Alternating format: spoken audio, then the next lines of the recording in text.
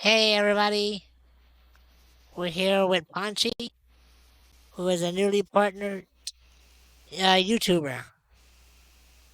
He's really cool. He does a lot of music, and it's really cool stuff to see. You can tell a Yo, stream about yo, what up? yourself. So how did you get started? Oh man, well, just with music in general, or With all of it. yeah, well, I started playing guitar when I was like 12, and then,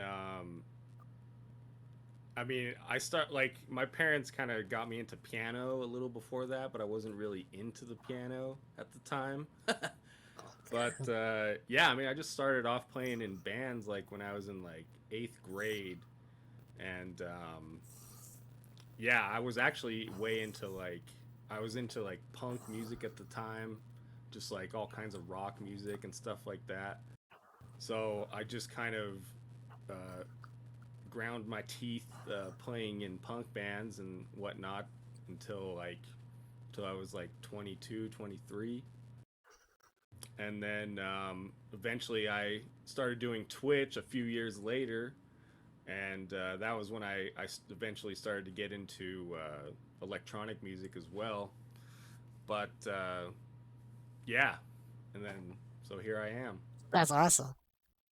How Yeah, did you start on YouTube, or did you start I actually on? started on Twitch, believe it or not. Really? And like, yeah, and at the time I was doing a lot of, I was playing a lot, and then like my band ended up taking kind of a break at the time. So I started streaming on Twitch to kind of just take a break from music, and I just started streaming games. And Keza was actually one of the first people there, one of my first viewers ever, which was really cool. But yeah, and then eventually over time, like it started getting around that I play music and stuff as well. So people started requesting like music streams and stuff like that, and so eventually it just made sense for me to just completely switch over to playing music on stream. So I started doing like drum streams and stuff like that. But then eventually I was just like, I don't know, the streams definitely take a lot, especially when you're like playing drums on stream every time, like 3 or 4 times a week for 2 hours plus at a time. So I was like, I'm just gonna kind of dial it back a little bit and switch to YouTube. So yeah, How was the transition for you going from Twitch to YouTube? yeah, it wasn't bad. It's certainly more my pace, especially consider like playing shows and stuff like that with my band at the time. I was able to do videos more like at my own pace and not have to stream live 3 or 4 or 5 times a week. So yeah, I definitely YouTube was more my pace. So yeah. How has how long did it take you to reach where you are now on YouTube? Um.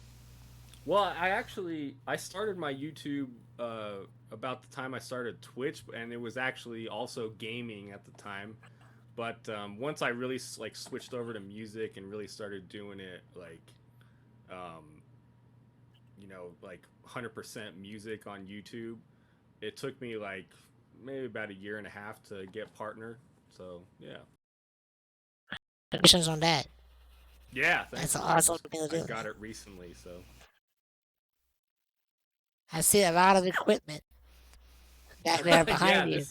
this is my studio here. This is where all the magic happens, so to speak. That's But awesome.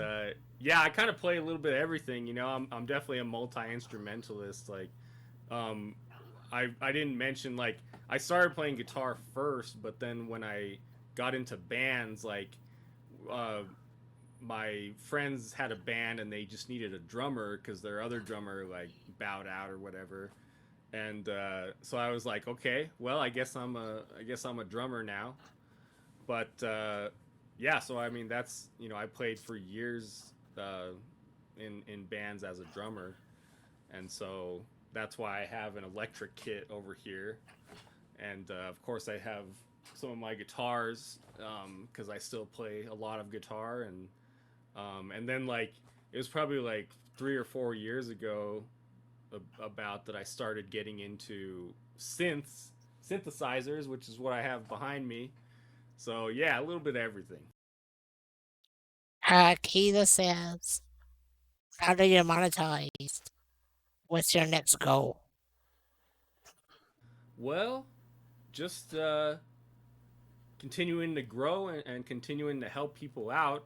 I guess I should specify my YouTube is right as of right now. It's like music production tutorials.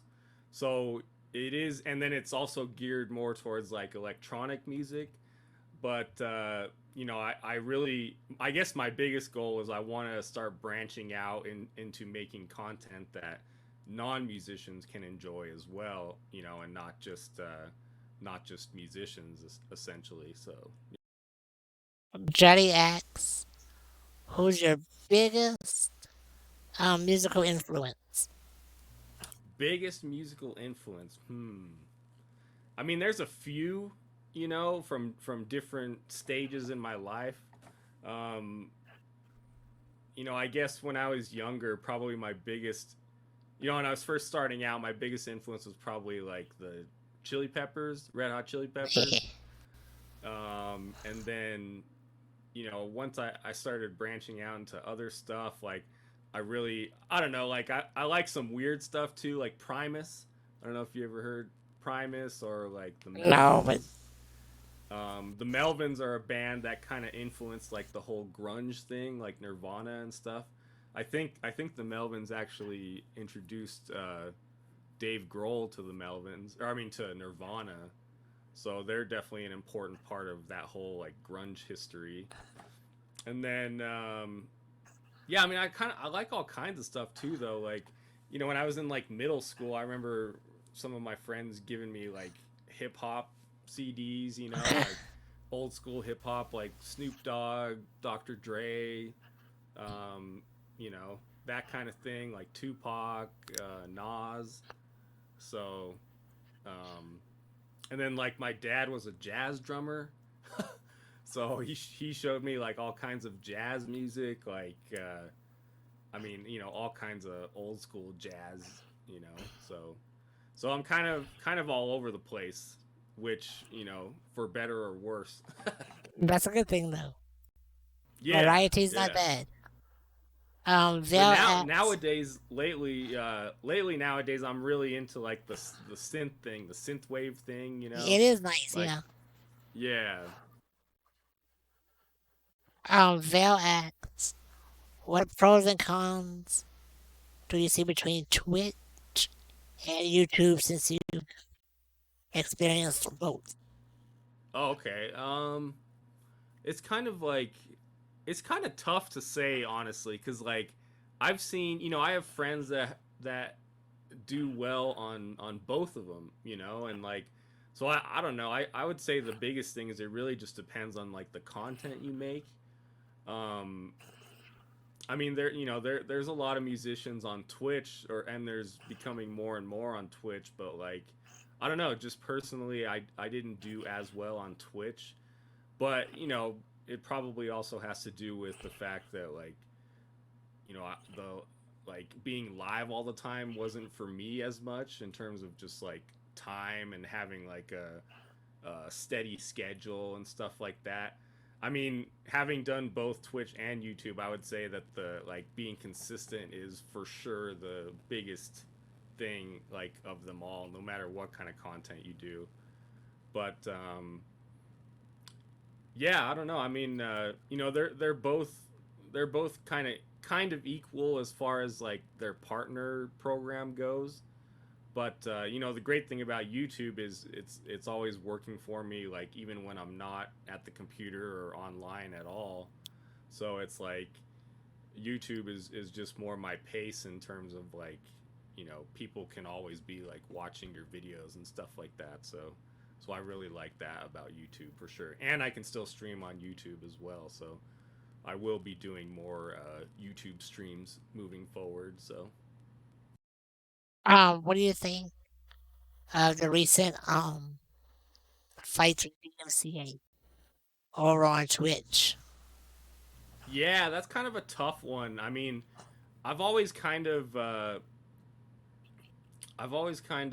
tried to avoid the DMCA thing. Like, when I started on Twitch, like I started kind of like anyone else, playing music or whatever in the background, and like doing the song request thing or whatever. And then obviously when I was doing the drum streams, I would just have people like, request songs and I'd play them on drums, and most of them I hadn't even heard, of course. So that was kind of my claim to fame, is that I would just play songs like off the cuff on my drum streams. But anyway, like the DMCA thing, like I just don't really want to mess with that, just because I've always, I've heard things like people getting, videos removed, or like, Yep. um, you know, things like that. So and personally, I've always kind of been the type to like not do as many covers and just more focus on like coming up with original stuff. Yeah. So yeah, so I haven't, I've just tried to like avoid all that stuff. So Kiza asks, who would you want to perform with on the big stage? oh man, that's a tough one. Um, Jeez, I don't know. Let's see. Current artists, probably one of my favorite artists lately is definitely Saint Vincent.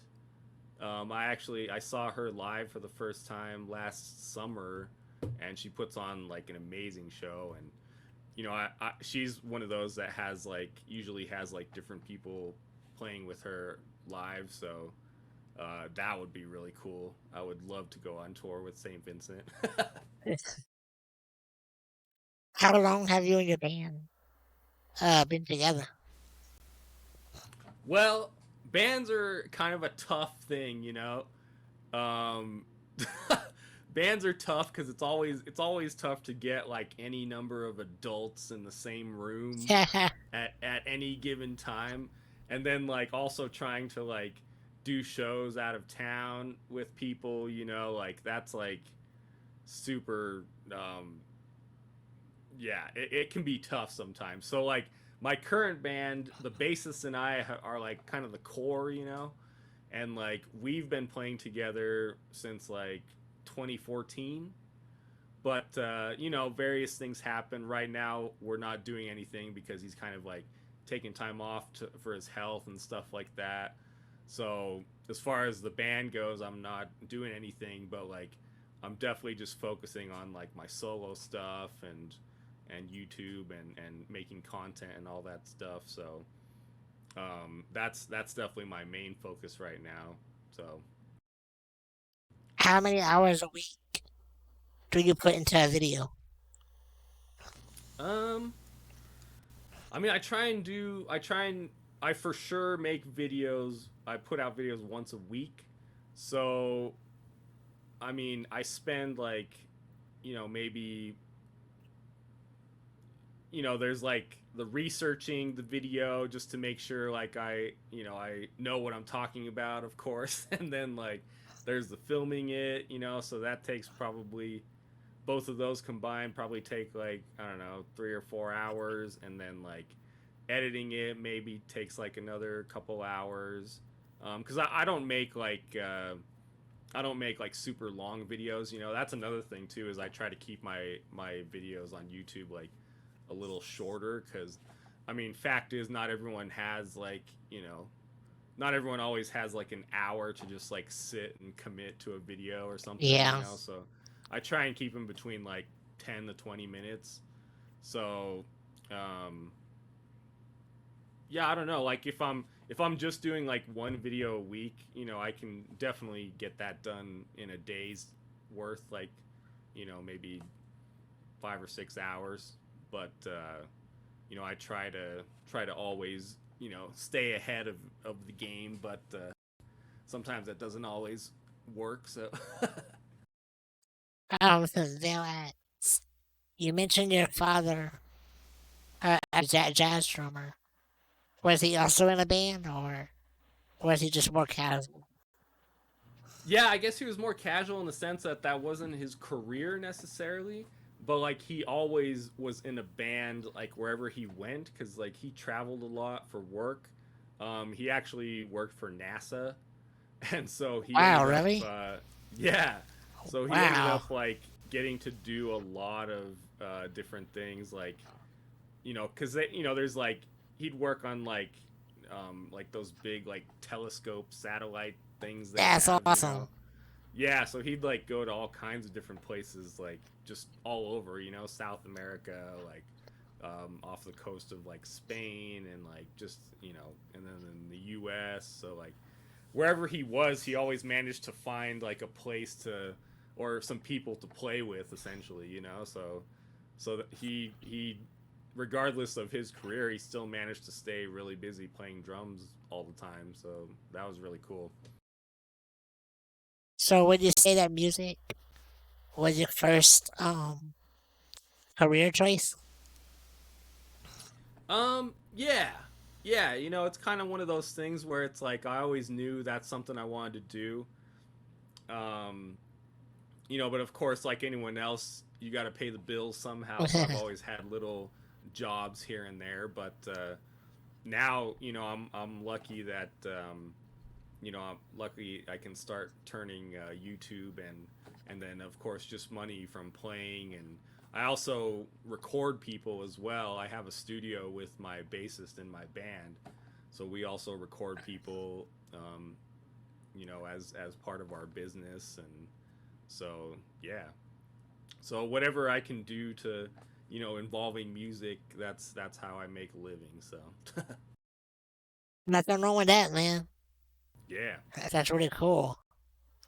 How many different instruments do you know how to play? Um, just let's see, guitar, bass, drums, and then piano, pretty much. So just four. And I think I've realized like the older I get, it's a good place to kind of stop there. So I did actually also go to music school for just a year, but I decided that it wasn't something I wanted to like spend a lot of money to get a degree on. So but the year was definitely like a really educational year, and I was able to learn a lot and have a lot of good experience like playing at the college, and so that was also really cool. So They'll ask the newcomers that go to streaming on Twitch or on YouTube, whatever, and those that are serious about it. You would give them any words of advice? um yeah, I mean, just like find a niche and then be consistent with whatever content you make. Um, I tried, when I was doing Twitch, I did the variety game streaming thing for a while, and like, I mean, I feel like some people do well with that. I feel like a lot of that has to do with probably like your social media presence and stuff. Like, um, and another piece of advice, I guess, is just be all over social media, no matter what you do or what you make. Because, like, I swear sometimes I see people, like, all over, like, if they stream variety or whatever, like, I see people, like, posting clips, like, all the time. And, so it's just kind of like, it's like casting, like, a big net, to reel in as much as you can. So it's like find it a niche, be consistent, and then just like social media. Really, those are the biggest things I would say. Yeah, I always tell my viewers, that come asking about streaming, and when they ask what to do, I'm like, social media, guys, it's all about Yeah, putting your name out. You gotta get it it's out so there, true. and so you say you started with on Twitch with gaming. What are some of your favorite games? Um, I guess I tend to gravitate towards like shooters, like some comp shooters, like Valorant. I still play Valorant whenever I can, when I have time. Um, any of those. I used to play a lot of PUBG back in the day. When that came out, that was really fun. Um, but also, I definitely have a soft spot for like strategy games, like RTS games, like StarCraft and like Age of Empires, and and then of course like from those games was born like League of Legends and Dota and Yeah. stuff. I used to play like StarCraft way back in the day, like, and then also like Warcraft 3. And like I remember when Dota was just like Dota was like a custom map like within Warcraft 3, and then like eventually, I would play that a bunch, and then I remember that all of a sudden people were talking about League of Legends and how that was like it was like basically a spin-off of Dota, and like at the time I was like, I don't know about League, I was like Dota's way better. So But yeah, that's so how I feel those about those Smite. are really. Oh yeah, Yeah. yeah, Smite, exactly. Smite is like it's definitely like an offshoot of those type of games. Yep. So the MOBAs, I guess they're called. So yeah. Kiza asks, or Kiza also says he wants a signed T-shirt from P0nchy. Oh, nice. Yeah, I do actually have also shirts on my website. Oh, drop us a link. We put it in chat. Yeah, let's see here.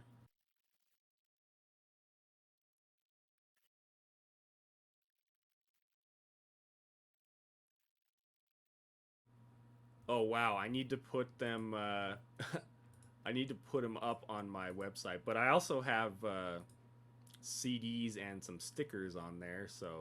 Oh, what CDs are like? So yeah, so that's kind of another thing. I know it might be a little confusing, but like I'm also like a solo artist, so I have a couple singles that I released, and then also I have one album that I released a couple years ago now. So those are the CDs that I have on there. Kiza asks, looking back at But your career. that's my home Oh, page. okay, guys. Check out P0nchy's website for all his merchandise and musical things. And yeah, come up, guys. Yeah. Kiza asks, if you look at your career from streaming from the start, would you do anything differently? Um. Yeah, I would definitely just be more consistent. Unfortunately, like because of my schedule at the time, I was only streaming like I mean, there were times when I wouldn't start streaming till like midnight, and then I'd go till like 3 or 4 in the morning sometimes, and like, yeah, I just wasn't like super consistent about it, and then like beyond that, I wasn't really like clipping as much as I should have. I mean, I did have clips and stuff like that, but like, I definitely feel like I should have been posting those more often. So, that's those are like the biggest things. In comparison, sorry, my voice. Oh, no problem. In comparison to other type of YouTubers and other type of streamers, how do you feel your content lines up alongside them as far as viewerships and likes are counted? Oh, like as of right now on YouTube. Yes. Yeah. So, the biggest thing I think, which has really like kept me going, is like the comments I get from people on YouTube. like those are the things that have surprised me the most. Like they've all been like, 99% of them have all been really cool. Obviously there's the occasional troll here and there, but like, you know, everyone has been telling me that my tutorials like kind of hit them differently in the sense that like I guess I explain things differently than other people. And that, that's just one thing I noticed, like just being a musician myself, looking for tutorials on YouTube. Like I noticed that, sometimes, people like maybe post like they make like too general of a tutorial where they don't like address certain things, or maybe they like make it really in depth, and then the video ends up being like an hour, or like, or Yeah, right. longer. Yeah, so like I feel like I've definitely found, my stride in like making like shorter videos, and then just focusing on like one or two like particular things in that video to just kind of like explain it as best I can and like as thoroughly as I can, because I mean, like I said, like I don't know. I know how hard it can be when you're not getting like feedback from your viewers or anything like that. But like, um, people have just ended up, you know, um, giving me great feedback. As far as like I said, like I guess, I tend to explain things differently or see things differently than other people in my niche or field on YouTube. So that seems to be my strength right now. So They'll ask, out of all your instruments and equipment, is any of those especially special or sentimental in some way? Or maybe even have a story um on how you got something? yeah, I mean, I don't know. I guess everything has its own story. Probably, there's a guitar I've had, since I was like, my first guitar ever basically was actually given to me by my dad. And so unfortunately I don't have it here right now, but because it's in the case. But I have had that since like 2004. Um, Oh, so that's definitely pretty sentimental to me. And then, I actually also have, my dad doesn't really play drums anymore because he's getting a bit older. But so I have his drum kit as well, which I don't have set up here because, um, there's not enough room for it here. But yeah, like this is my personal studio here, but I also have the studio I mentioned with my bassist, which is over at his place. So, I actually have some of my stuff over there too. But yeah, I mean, like honestly, like with all this stuff, like some people might look at it as like being kind of overkill or something like that. But like the thing that I look for is like having access to like different sounds. And like the thing about all this gear here is that no two instruments have like the same sound, essentially. So like everything sounds different. So I guess you could say I have access to like a really wide palette of sounds here. And I basically have every instrument I need to like make like full songs. Anywhere from, like I mentioned before, like guitar, bass, drums, keyboards, and um, and synths. So yeah. Kiza asks, is there a specific YouTuber that you aspire to be like? Yeah, there's a few for sure. Like one guy in particular I really like. His name is Cuckoo. He's really awesome. Like he's actually, I believe, he is from England. Um, and I don't know if he still lives there, but I guess there is one company, um, gear company here that I really gravitate towards, and they're called Electron. So that would be like, these two. these two things right here, and then also these two right here. Like, they're made by a company out of Sweden called Electron, and like they have like a really cool community of electronic music creators, um, called, they call them electronauts, which I think is also really cool. And it just so happens that Cuckoo is like actually the one who has like um, the tutorials on YouTube that I learned from, like how to use a lot of this stuff. So I essentially, a lot of my electron videos on YouTube have just been like following in his footsteps. But then there's also like there's a couple others, of course, like I don't know if you've heard of Andrew Huang. He's really cool. Like he does a lot of like sampling. He'll sample like all these weird noises, just like from like stuff around the house or something, and he'll like make Oh, full that's songs out of awesome. that, which is really cool. Um, there's also a couple other musicians from England. One is named Rachel K. Collier, who's really cool, and then also Mary Spender is another really good one. And then for sure, by far, I think the goat is Rick Beato. He's another really good. He just hit like I don't know if he either hit like 5 or 10 million subs or something. But he's actually out of Atlanta, Georgia, and he has like a really nice studio, and just the videos he makes are amazing. So those are definitely some of my big influences on YouTube. So That's a cool story. yeah, Keysa asks, what's your favorite chord progression?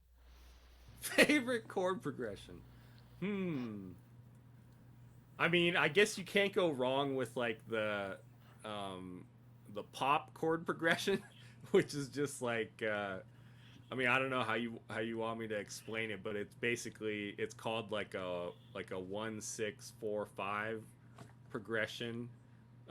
But it's just like it's like the probably the most used progression in any in most pop music. Like, and honestly, like you could say that it's like kind of cliche, but like in all honesty, it's pretty amazing how many great songs have been made just from that chord progression.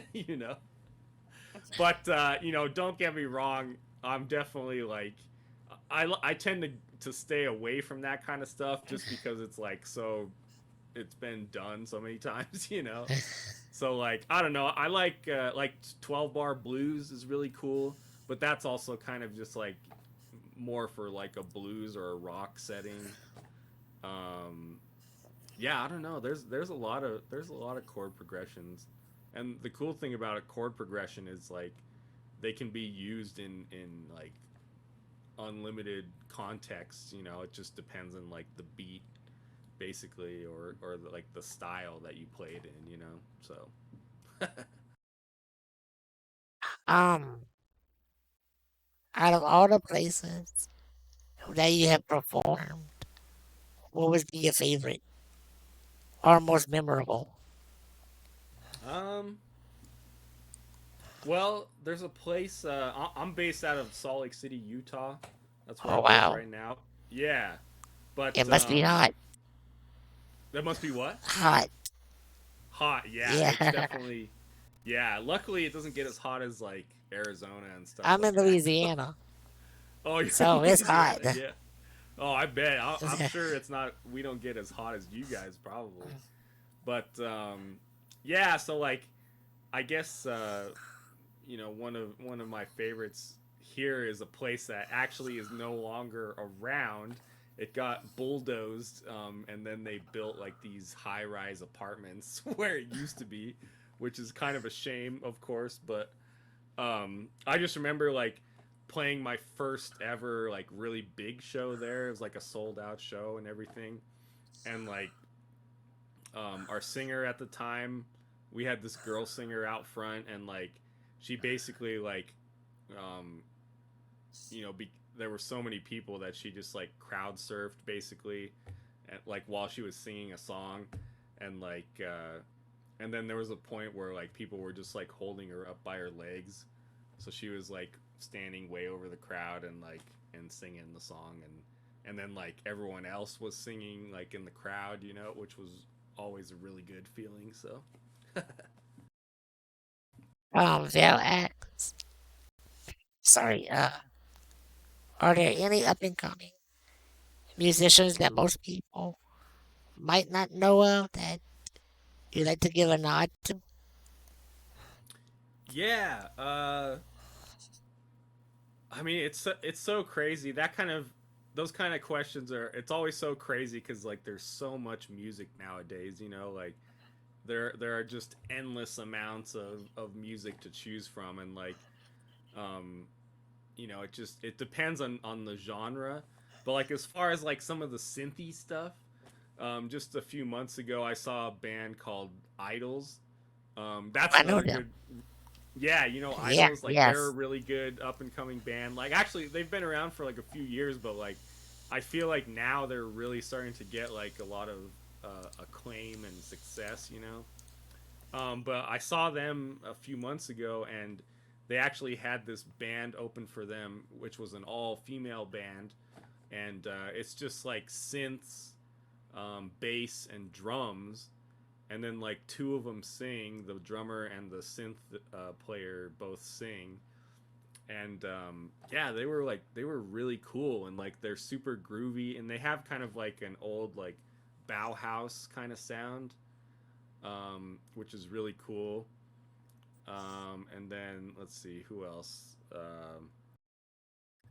There's another crazy band called Black Midi, but they're pretty avant garde. I would say they're not for everyone, but they're definitely a really cool up and coming band. They actually just released another album like a couple or a few days ago, I think.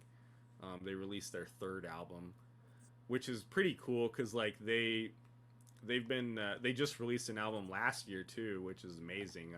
I love when bands and artists release music like pretty often. But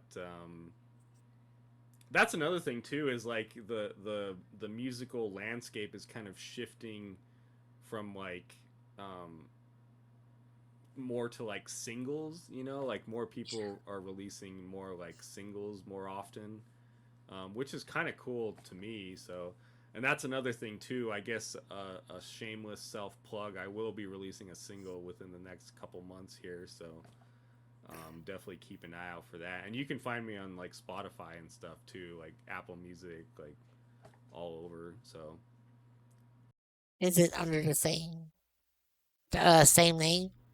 yeah, it's under Okay, Punchy. okay. It's not with a zero though. It's just with That's the what I O. O. Okay. So yeah, that is kind of confusing, but yeah. um, when COVID hit, how was your career affected? Yeah, so like I couldn't play at all, of course. So like yeah, like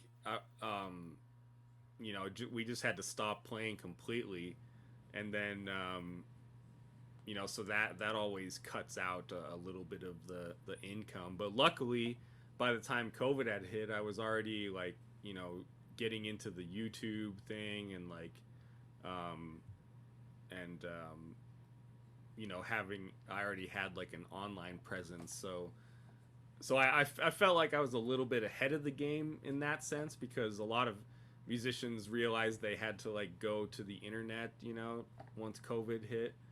And COVID really kind of solidified the fact that if you're a musician, like you have to be on the internet. Like there's no ifs, ands, or buts about that. So I felt like, being as I already had like a little bit of an internet presence, like I felt like I was a little ahead of the game. So yeah.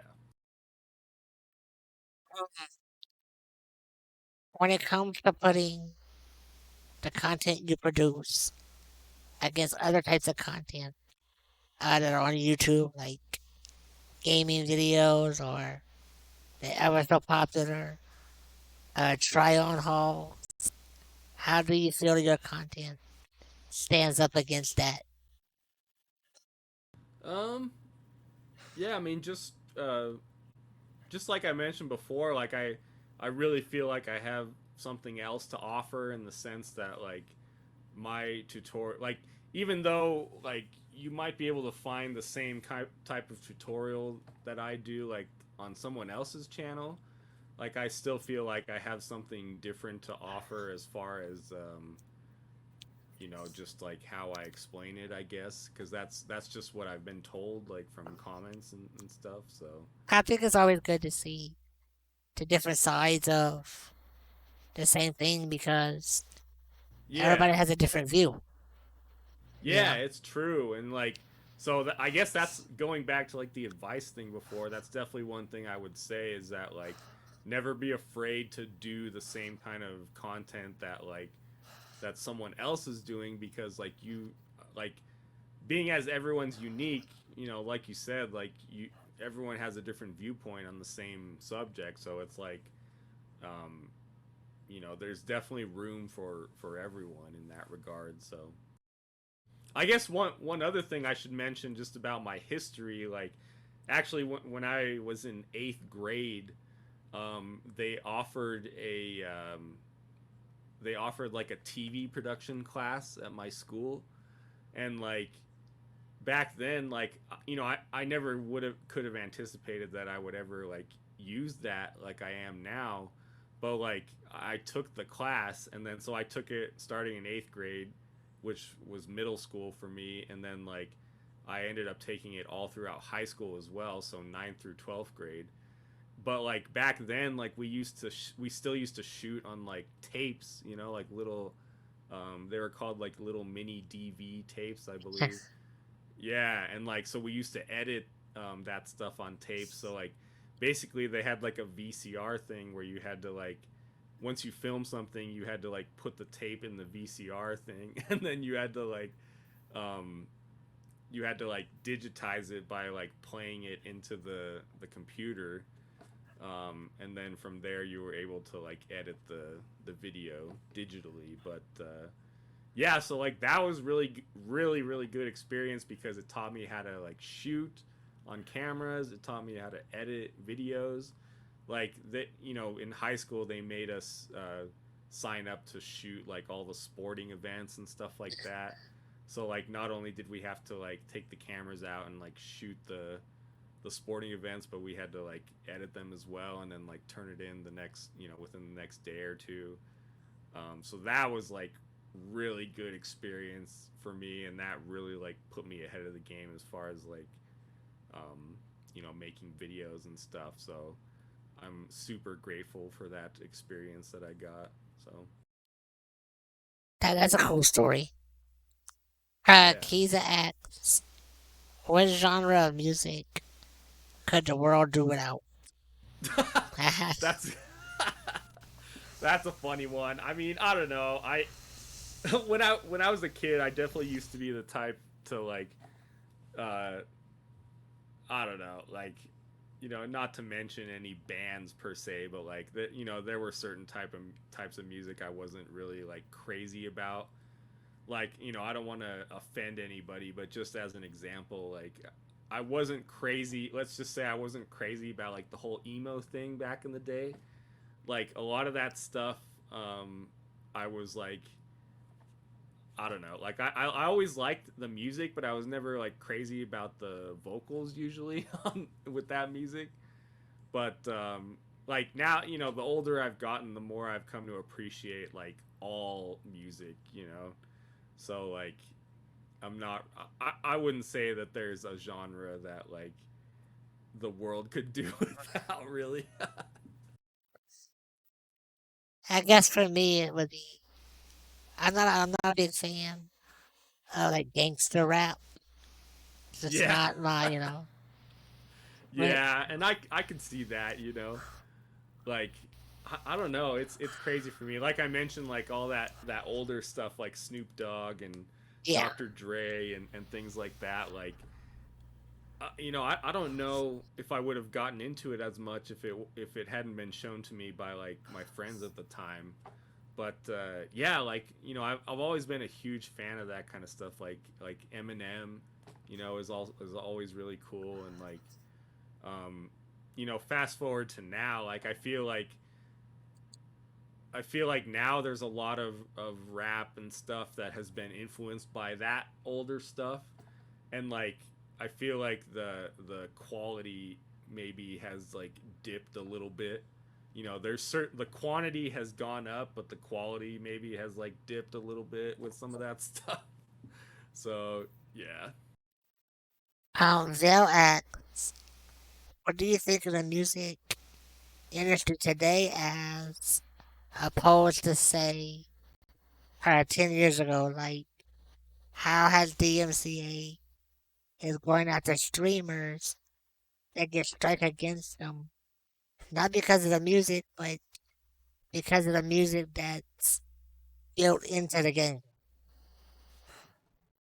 Oh yeah, okay. I see. Yeah. So like yeah, the music in a game thing is really weird.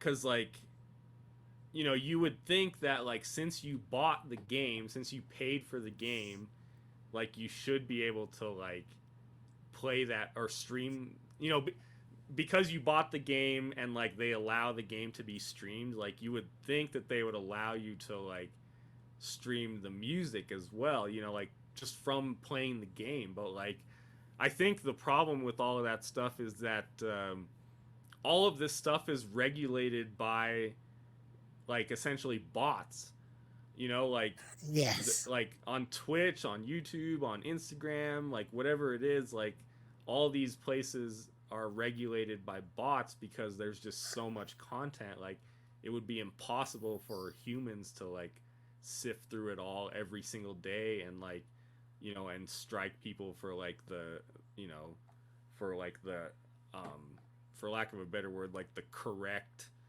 um like uses of the music. But like yeah, so like I think the problem is just the bots, like I mean I've even had like stuff I released on Spotify and stuff. I made like a like a just a little video about like my first single that I ever released, and when I put it on YouTube they actually like they put a copyright strike on my own video, which was like my own song. you know That's crazy. because it's yeah, it is crazy because it's like, and then of course I just had to dispute it, and like they're like, oh, sorry about that, but like yeah, it's crazy that they would like um that they would like strike the the artist for like their own music, but that just goes to show that like the problem is definitely with the bots. um I guess they don't care. On that note, they just care like about checking like all the strikes, because I guess it's like a way of like weeding out um the ones that are um like the legit ones, you know what I mean? So Yeah. but then like as far as like musicians buying their masters back and stuff, like I feel like I mean that kind of thing is crazy. Like I'm not super knowledgeable on that subject, but from what I do understand, like at least like back in the day, a lot of artists would actually sell their catalog for money to like people that aren't even musicians, which to me is weird. So like if a musician sells their catalog, like that essentially means that like whoever owns it can like they're the ones that make the call, like where the music can be played and where it can't be played and whatnot. And they're also the ones that get paid like for the royalties, unless there's like a specific like clause in there. But like yeah, I mean as a musician I feel like musicians should be able to own their own music. Like that sounds crazy, but like that's just like um you know that just seems right to me. And like actually as a result, like I did end up starting my own label. Like I haven't like it's nothing crazy, like I haven't signed anyone else or anything like that yet, but like that's like one of the things that musicians can do nowadays to like help retain ownership of their music, is like is to start their own label and release their own music under their own label, and that way they can like retain the rights to that. So it's just like nowadays it just depends on like who you work with as far as like distribution and stuff like that. And like nowadays, like more and more nowadays, you like record labels are becoming less and less like um, necessary, in the sense that like anyone can really become an independent musician and release their own music, just for like a small fee, and like so that is one thing I really like about the music industry nowadays, is like you don't need the labels as much, unless like obviously the one good thing about labels is the amount of resources they have. They can essentially make an unknown artist like blow up overnight, kind of. But also the other crazy thing is TikTok right now. Like TikTok, like I don't even know if people realize how big TikTok is in the music industry nowadays, because TikTok is actually what the big labels use to like Yeah, gauge what is becoming popular and stuff. So like there's actually a lot of instances of people getting signed off of TikTok. And of course other things like SoundCloud and stuff like that. Like I know Billie Eilish, like I feel like Billie Eilish is kind of polarizing, but I'm actually a fan of Billie Eilish because um, like she essentially does all her own music like with her brother, who is her brother is like a really amazing like engineer and recording engineer essentially. So like I'm a fan of Billie Eilish because she actually does like produce her own music, which is really cool. But like I know that her and her brother got just like blew up overnight because of SoundCloud.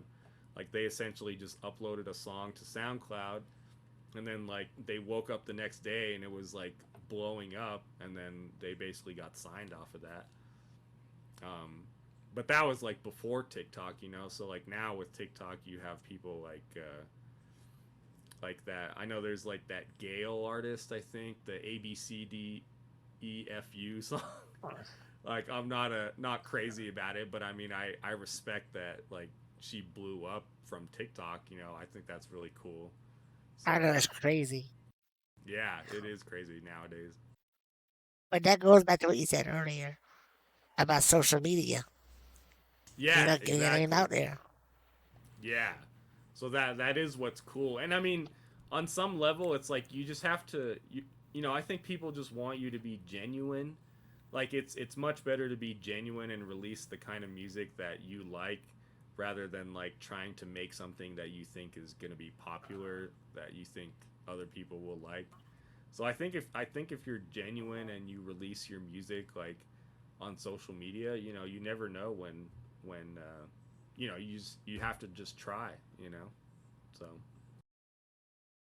Kiza acts, or Kiza says that he heard on television that the lead singer of the Foo Fighters doesn't agree with TV shows that discover musicians. He prefers the concept of people rocking out in their garage and one day getting found.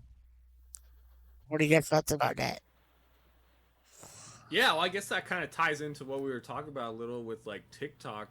I mean, yeah, I'm not a huge fan of like the whole American Idol thing, or The Voice or whatever.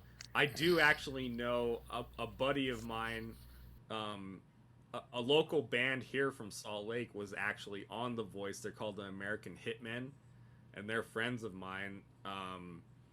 And like, um, they didn't win The Voice, but like, they I know they got like a little bit of attention from that. Obviously because it's like a national TV show. Yeah, But that's the thing. The thing about that kind of stuff is like just because you're on, I guess you have to win to really like make it worth it. Because like if you're just on the TV show, like that doesn't necessarily mean that like your career is set for life or whatever. right.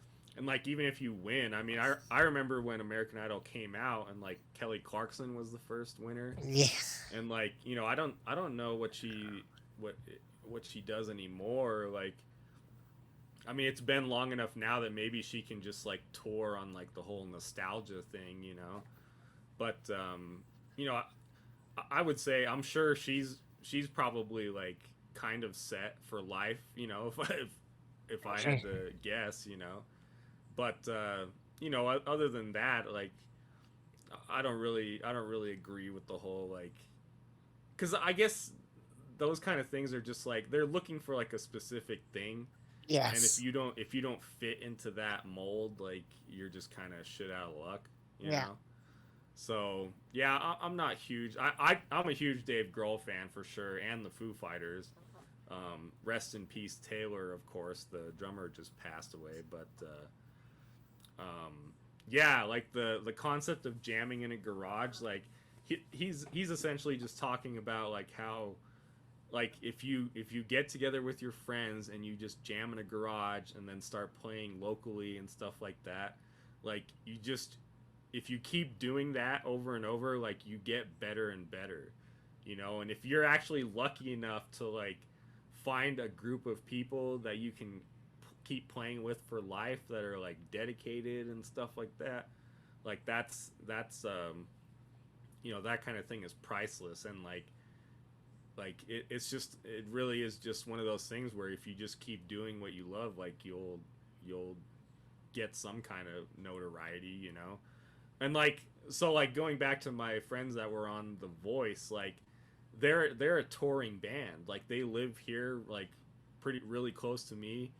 And like the bassist actually works at a he works like days like at a local music store here, like when he's not on tour and stuff. But like they actually tour, you know, and they tour to like the UK and stuff like that.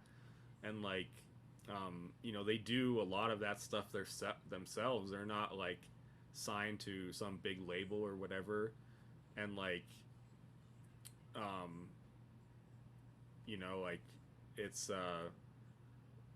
it's it's definitely easier now to do stuff by yourself, you know. So Um, what would you say about, or say to the YouTubers and streamers that do this for a week and then give up because they didn't make it big, overnight? yeah, I mean, that's like I don't know. Like I understand that a lot of people may expect that like these kind of things should happen like quickly, but the fact of the matter is like anything good, you know, whether it's music or otherwise, like anything good takes time to build, you know. So it's like, um, you know, unless you get lucky, essentially like Billie Eilish or someone like that, you know, it's like um, you know, you have to keep at it longer than a week. That's for sure. You know, Yeah, I mean, look at like I don't know if anyone watches Stranger Things, yeah, but like yeah, like Kate Bush has gotten really big off of the latest season of Stranger Things, just because one of her songs was in the show,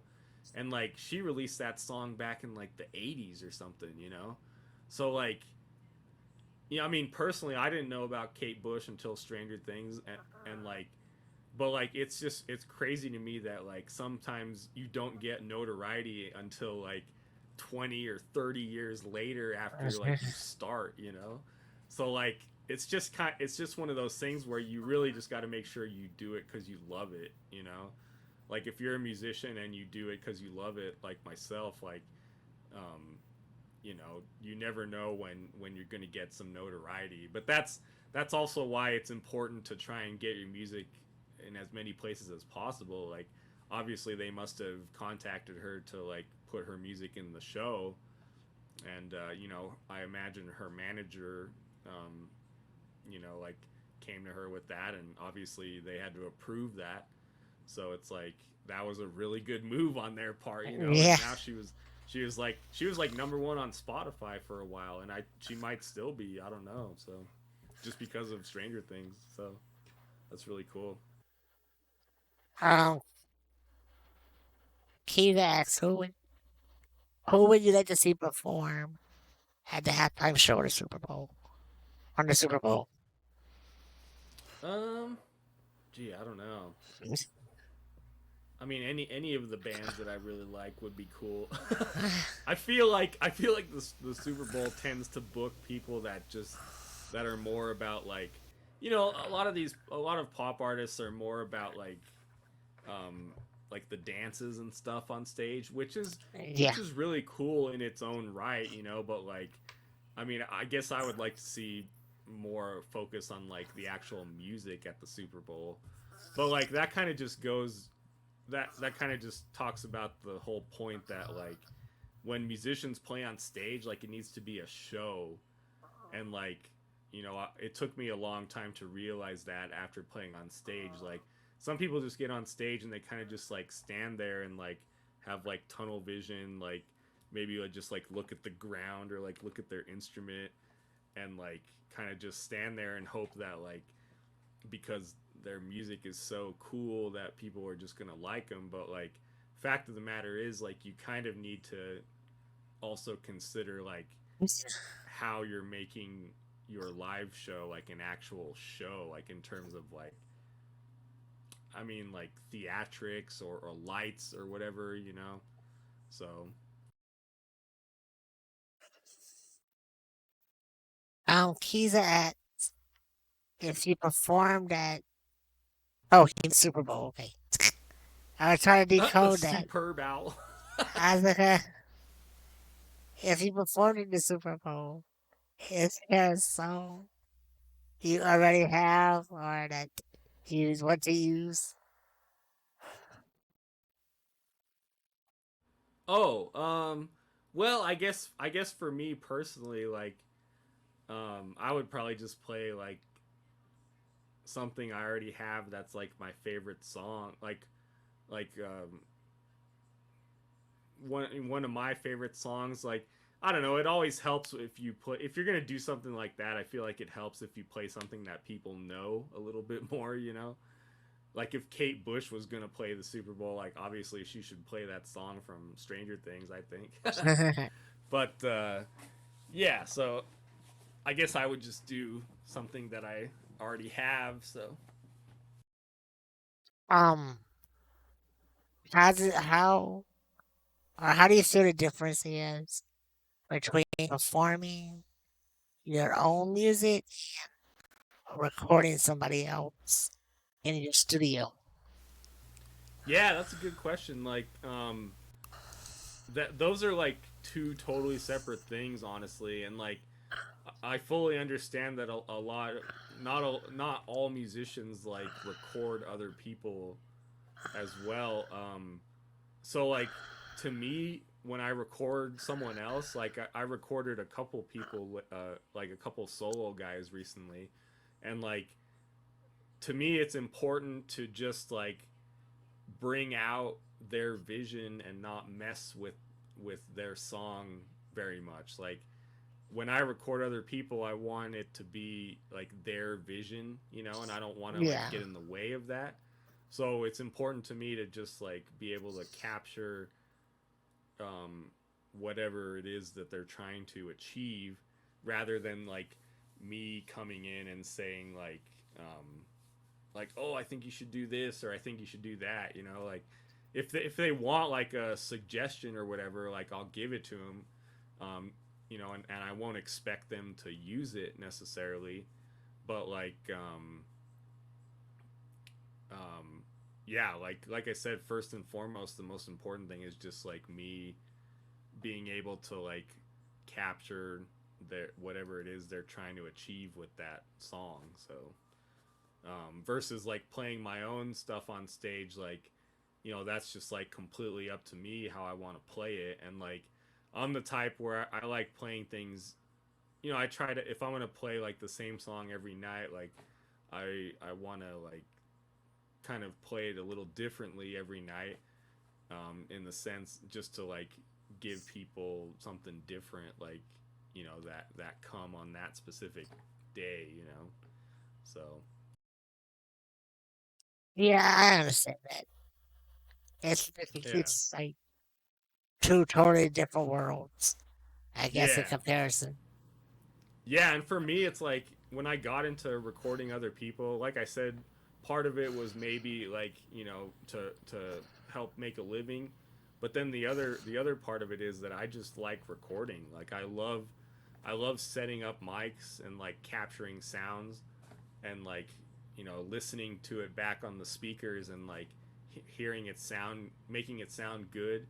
Like that to me is like really fulfilling. Like just being able to capture sounds and make them sound good. So I really do like recording people, but like at the same time, I don't want to give up like playing music on stage too. So again, it's just kind of they're just kind of totally separate worlds.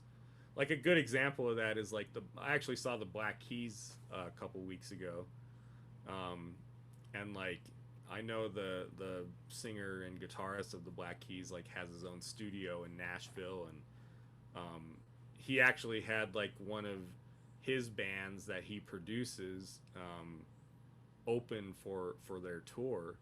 So I thought that was really cool because like he's it's and in a sense it's also kind of a way of like giving back to like the younger generation or whatever.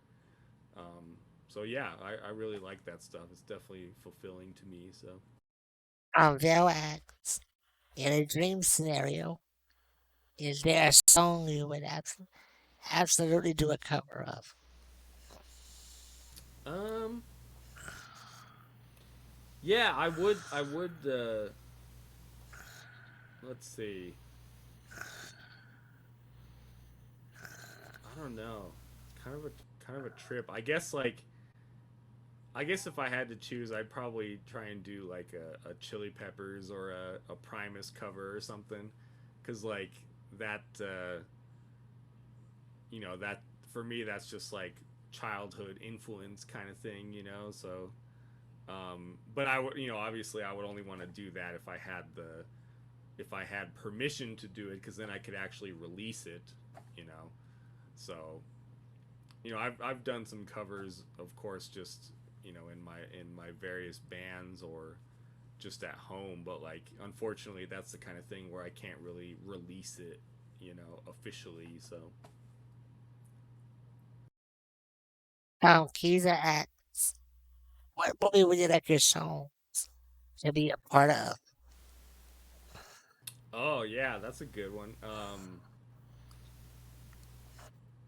I mean, any cool movie really. I feel like they could fit in any kind of setting. But like that's another thing too, is I actually just became a member of beatclub.com, which is actually it's a website that's run by Timbaland. If anyone's familiar Yeah, with yeah. him, he's With produced Justin like Timberlake. Missy.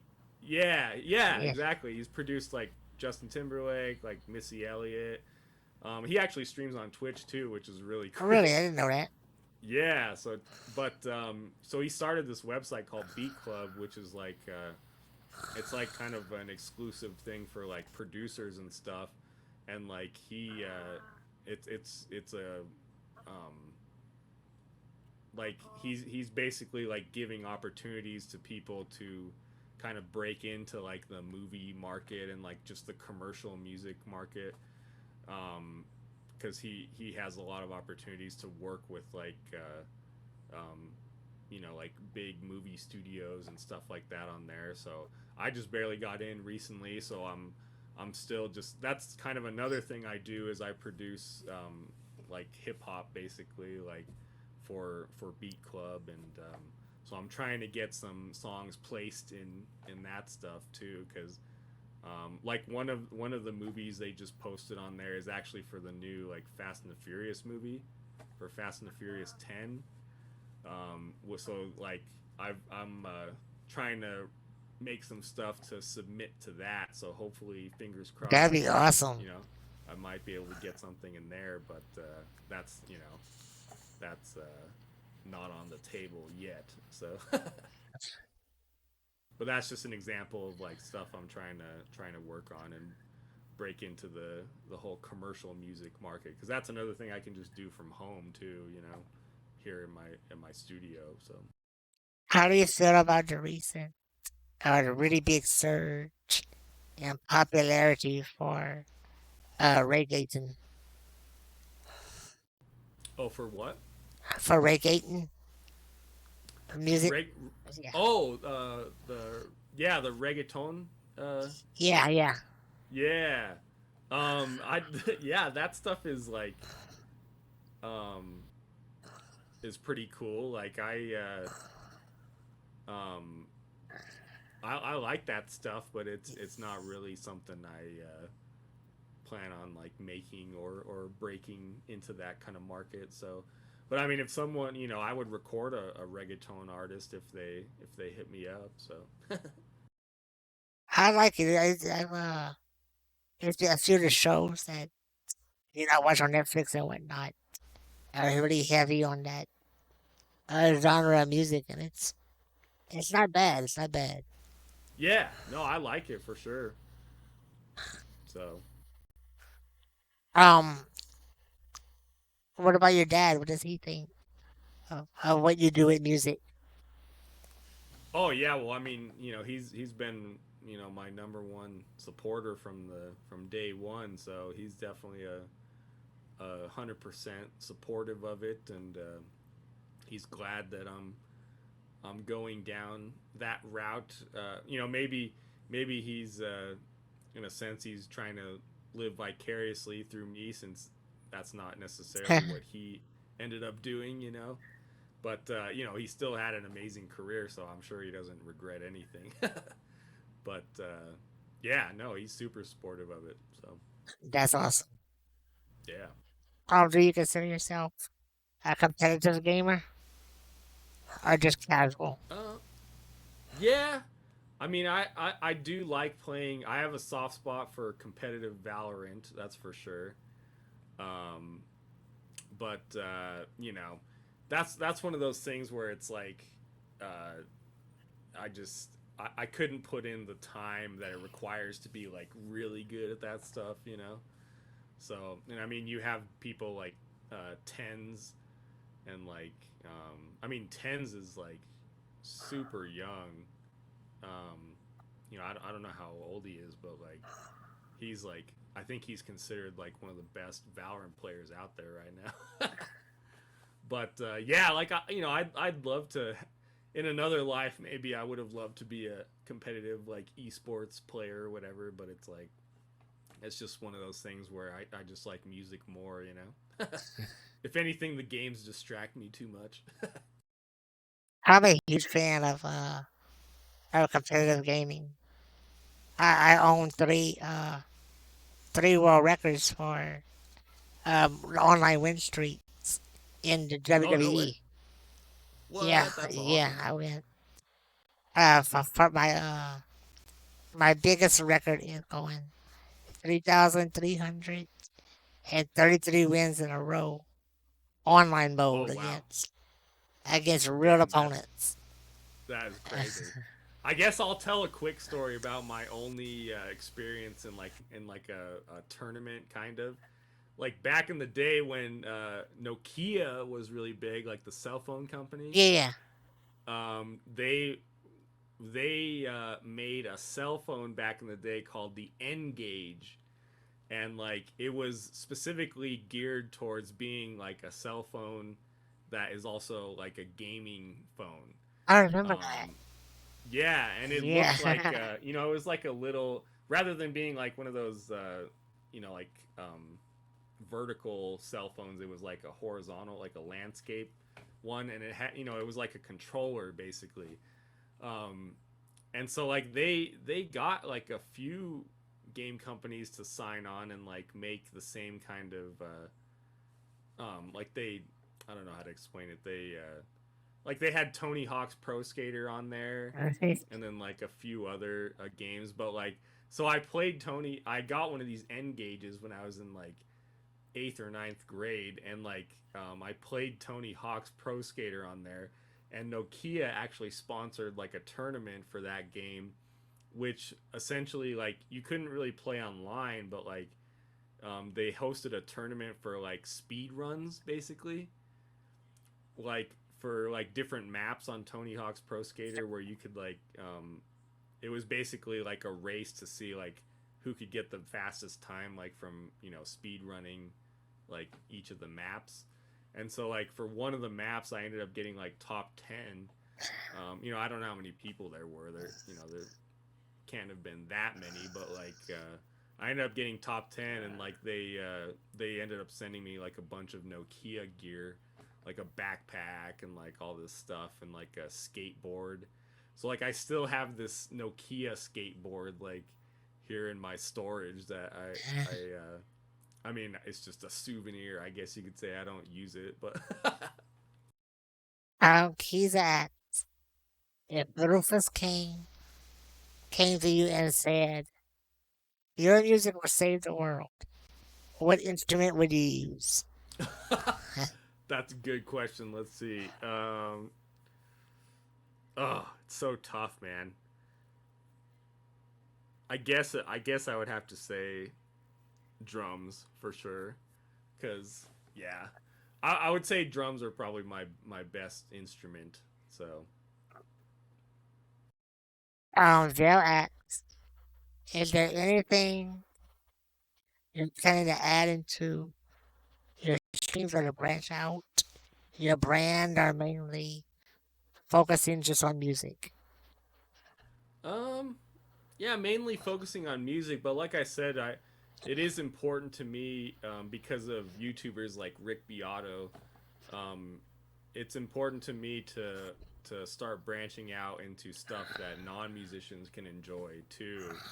And I don't exactly have the answer on what that would look like just yet, but like, sometimes he'll like break down like popular songs, and that's something that like non musicians can enjoy too, and like, maybe talk about like history of certain things, um,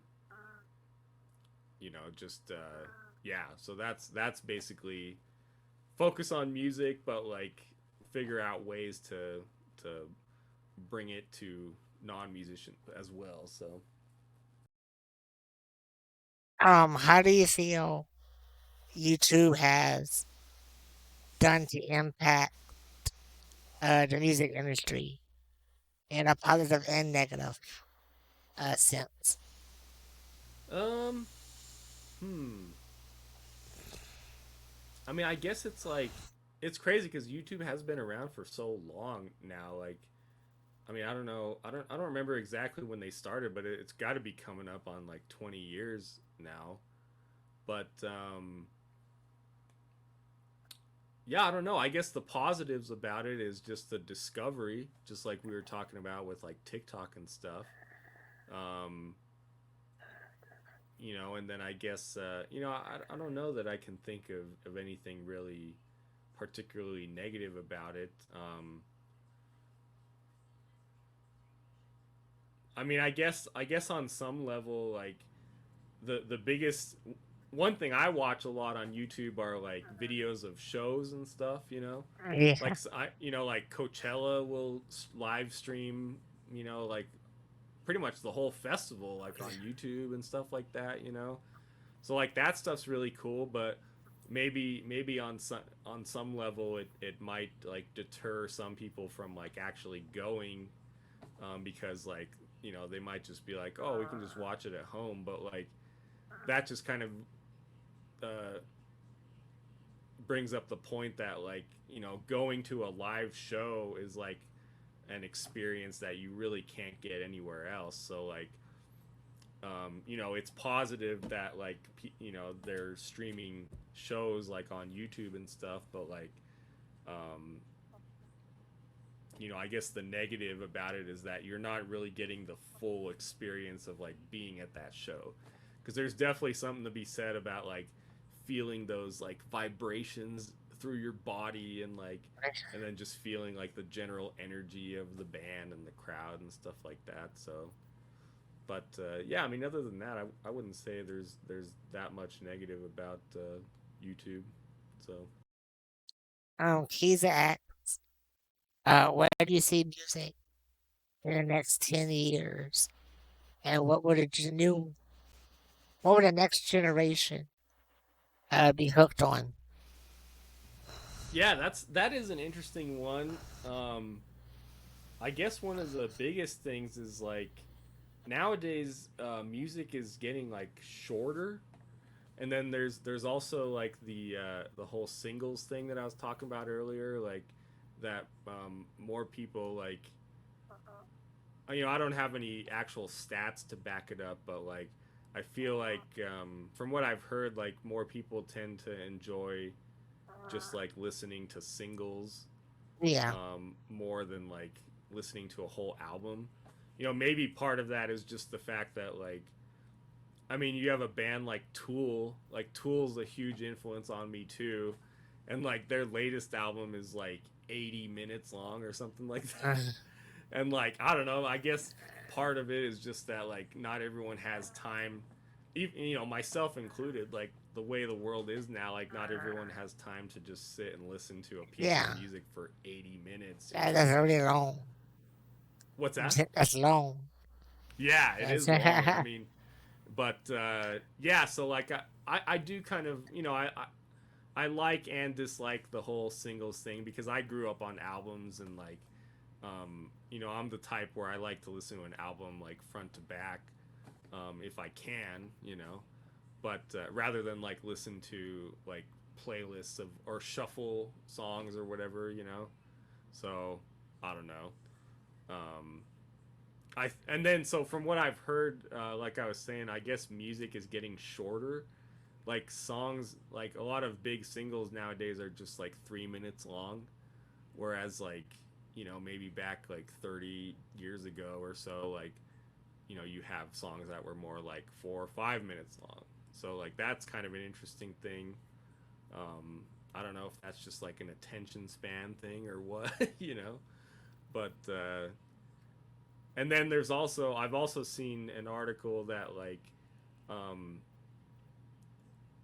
like there is a benefit to having songs that are longer than 3 minutes, like in the sense that like it puts you in more of like a trance, I guess, like a good trance, like whereas like in 3 minutes, like you like just when you're starting to get into it, it's like already over.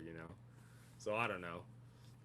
Um, yeah, I don't really know where it'll be in 10 years, but also one statistic I do know about is supposedly nowadays people are consuming like more older music than they are newer music. Um, like stuff like the Beatles or things like that. But so yeah, um question for myself. yeah. Do you know any disabled musicians? Um, let's see.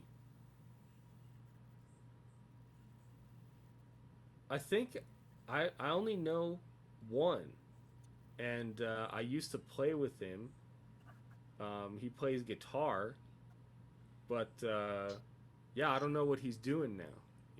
So I hope I get to meet more. You That's know. awesome. Yeah.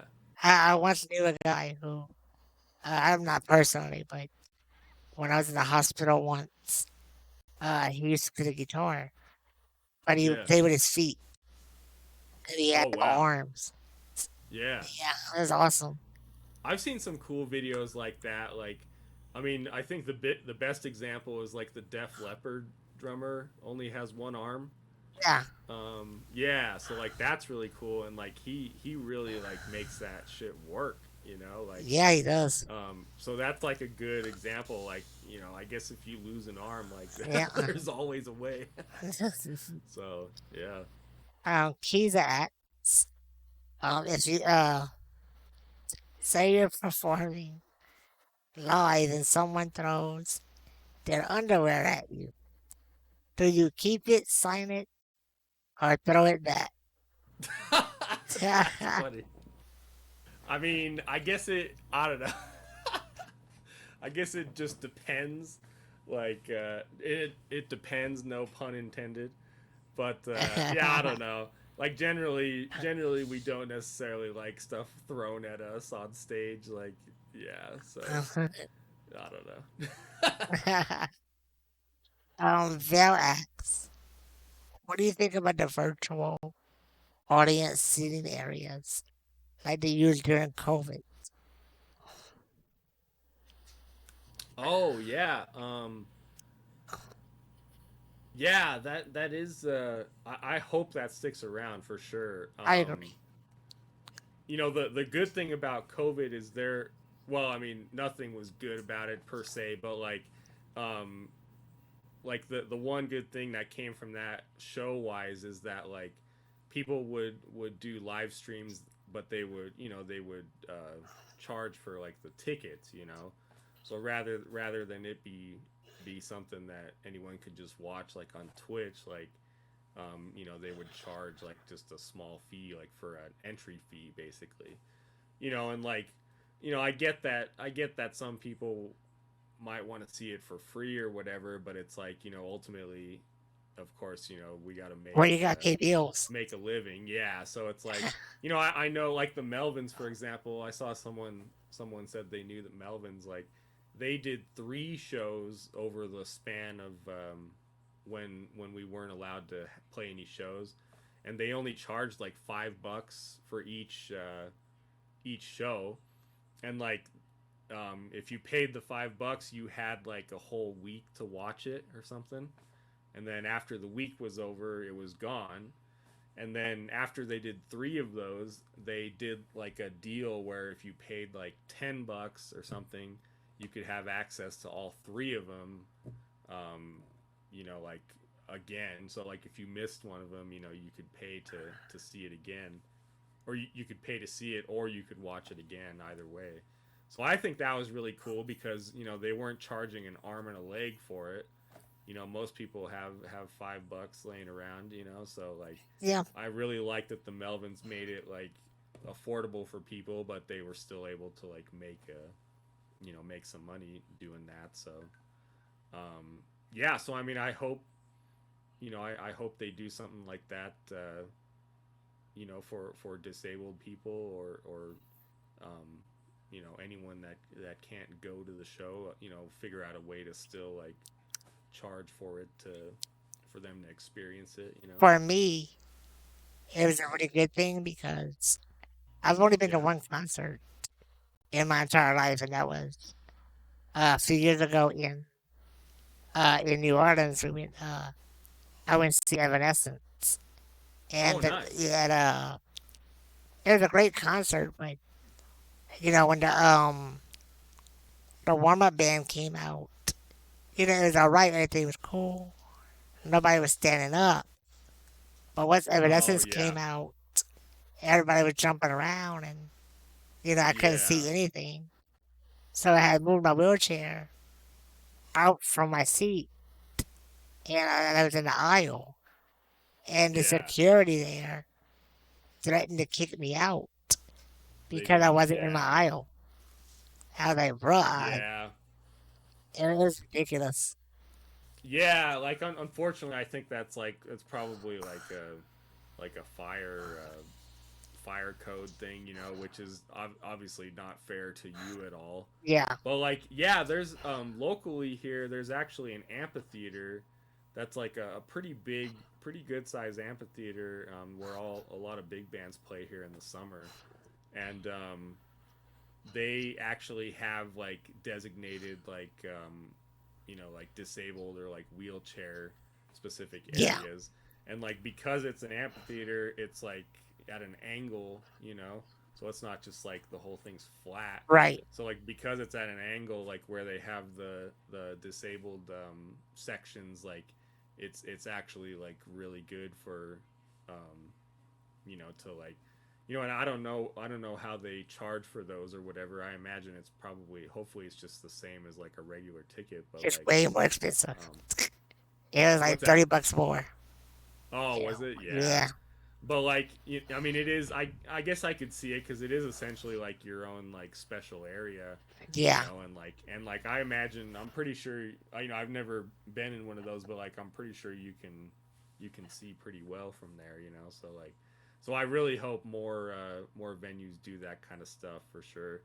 But I could see it being a big problem for like places that are just like a lot of venues are just like flat, you know. yeah. So it's like, and I mean, I always think about that too when I go see shows or when I play shows. Like, the people that are shorter, like they Yeah. always get the short end of the stick, because it's like they're you're almost always going to be stuck behind someone who's way taller than you. So yeah, um, keys are you know, acts. Oh, sorry. Go on. Go on. I was just gonna say, hopefully they figure out ways to address those kind of things, because I to make it more inclusive for people for sure. Yeah. Keys are acts. If you got big in the states, or you were even bigger in, say, like England, would you move or do a special tour or what? Yeah, I definitely, I most likely wouldn't move because that's the nice thing about music nowadays, especially if you're like a touring musician. Like, there's no point in living in an expensive place like um like LA. I mean, not to say there's no point, but like I'm just saying, like, you don't have to necessarily move to some place like LA or New York or whatever, because like if you're going to be a touring musician, you're going to be gone like a lot of the time anyway. So it's like, why pay rent, some astronomical Yeah. rent, when you're like not even going to be home, weeks out of the year. So, but yes, like interestingly, the last single I released, it was almost a year ago now. I actually got more press for it, like overseas in England and in Europe, than I did like here in the U.S. So, I guess I can see that.